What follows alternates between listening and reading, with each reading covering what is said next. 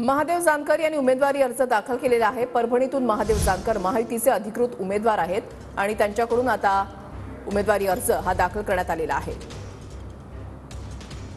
महायुतीचे नेते सुद्धा यावेळेला त्यांच्यासोबत उपस्थित होते। महादेव जानकर यांनी उमेदवारी अर्ज दाखल केलाय।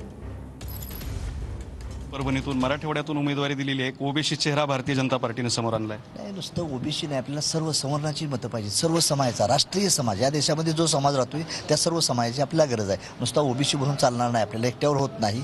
एखादी बिल्डिंग बांधत असेल तर त्याला सिमेंट लागतं, दगड लागतं, रेती लागते। सर्व सिस्टम एकत्र केल्याशिवाय ती बिल्डिंग उभा राहत नाही। नुसतं एका समाजावर आपण होणार नाही। We are the constitution of the candidate of the all community, not only the OBC community. पण जेव्हा तुमचं नाव परभणीसाठी जाहीर झालं त्यावेळेला सगळ्यांना आश्चर्याचा धक्का बसला। पुन्हा तोच प्रश्न, परभणीच का? नाही, परभणीनं माझा पहिला जिल्हा परिषद सदस्य रासपाला पहिले हेच दिलं। ज्यावेळेस माझ्या दुःखाचा प्रसंग होता त्याच दिवशी आमदाराचा देखील प्रसंग मला परभणी दिला आणि परभणीच्या जनतेनं माझ्या पक्षावर प्रेम केलं म्हणून मी परभणी सिलेक्ट केलेलं आहे। सुरुवातीला तुम्ही बारामतीत धक्का दिला होता, आता परभणीत आलेला आहात। इथं धक्का देणार की?